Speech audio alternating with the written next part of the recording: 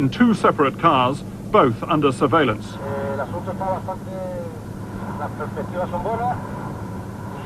Tailing them, plainclothes officers of Spain's elite anti-terrorist squad.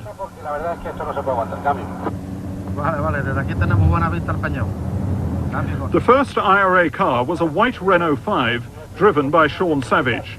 Later, police reported the red Ford with Farrell and McCann. Each car was expertly tailed with a system the Spanish police demonstrated for us on the same road that the terrorists took that Sunday. Up to 4 police drivers follow each suspect, constantly interchanging in order to avoid suspicion.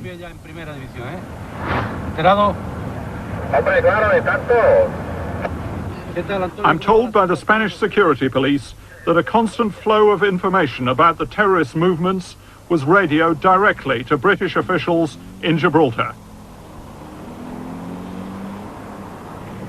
A police helicopter made sure that the watchers made no mistake. The tempting target, symbol for the IRA of British imperialism, had become a carefully prepared trap.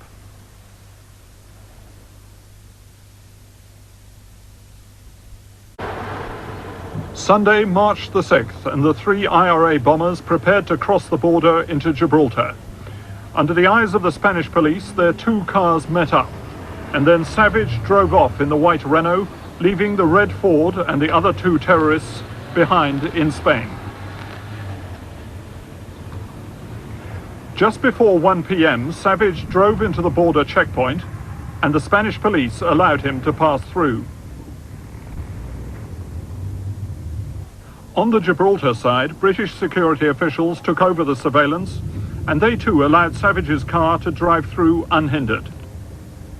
Just why British security men did not stop a car that only 2 hours later came under suspicion as a dangerous car bomb is one of the key questions in the Gibraltar affair.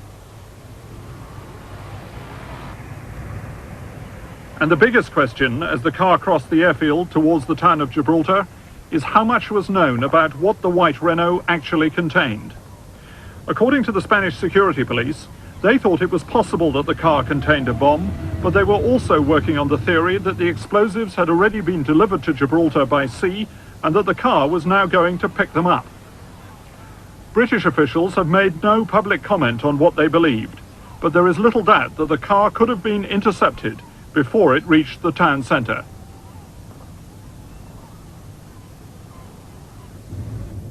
Instead, Savage drove on, apparently unaware that nearby British troops, including SAS men, were lying in wait.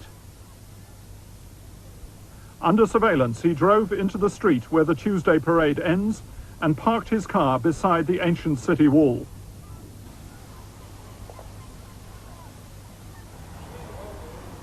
Back at the border at around 2:30 that afternoon, the other 2 members of the IRA team crossed into Gibraltar on foot.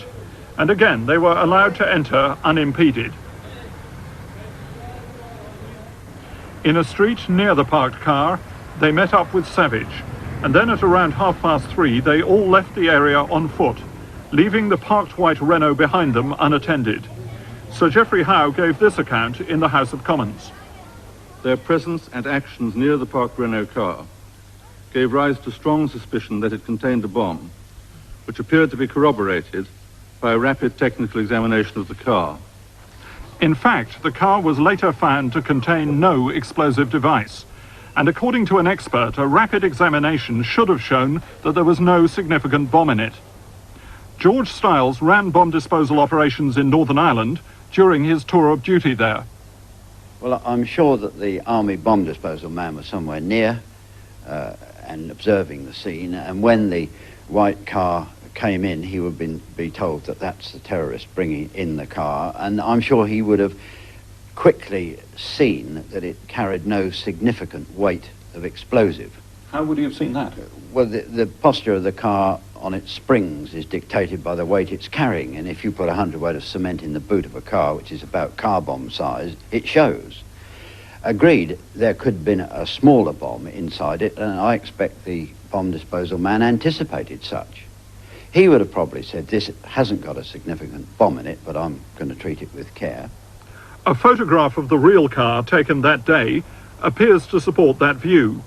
It shows it riding high on its springs with no load over the wheel arch. At around 3:30, the terrorists began to walk back towards the border. It's now believed that the next phase in their plan would have been to bring in the real car bomb. They would then have put it in their parking space in time for the parade on Tuesday. They left the old town and were more than a mile from the parked car when Farrell and McCann, 100 yards in front of Savage, reached a petrol station which was closed on Sunday. Then suddenly a burst of shots rang out, and in less than a minute all three terrorists were dead, shot by the SAS. In the House of Commons, Sir Geoffrey Howe gave this account of what happened. On their way towards the border, they were challenged by the security forces. When challenged, they made movements which led the military personnel, operating in support of the Gibraltar police, to conclude that their own lives and the lives of others were under threat. In the light of this response, they were shot. Those killed were subsequently found not to have been carrying arms. Since that statement to the House of Commons, this week has spoken to large numbers of residents in all the blocks of flats overlooking the area where the terrorists died. We have found no one who heard a challenge being made. We have interviewed 4 key witnesses to the shootings. Their accounts raise serious questions about what really happened that afternoon, for they say that the British soldiers opened fire without warning, and none of them saw the IRA bombers make any threatening movements. The first witness is a housewife, Josie Salicia, whose flat is on the 2nd floor opposite the petrol station. Well, I saw these 2 couples, and I was staring at the man, because he had spiky, blonde, short hair, you know. Then all of a sudden I took my sight off them and looked at their adventure playground. Suddenly I heard 2 shots. There were about 2 shots. So I was just looking from where that came from. And all of a sudden I saw the woman and, you know, the couple on the floor. What Josie saw in the first seconds were the terrorists, but little of the SAS men who shot them. But our second witness had a different view with what seems to have been a more complete picture of the shooting. The first thing she says she witnessed was a Gibraltar police car arrive from the direction of the border and suddenly screech to a halt on the other side of the road from the 2 IRA bombers. Seen at her window, the witness is Carmen Proetta. I looked out of the window and all of a sudden I saw a car, police car. It stopped. All of a sudden the doors were open, all of them, the 4 of them, and 3 men came out dressed in jeans and jackets, jumped over the intersection barrier in the road, guns in hand. Carmen Proetta has given us a sworn affidavit detailing what she saw. She says she is willing to testify at the inquest, though she has not yet been approached by the police. In a statement that will cause great controversy, she says that the first 2 terrorists had their hands in the air at the moment they were shot by the SAS.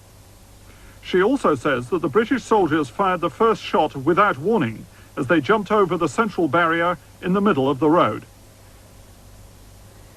They didn't do anything. They just jumped with the guns in their hands and they just went and shot these people, that's all.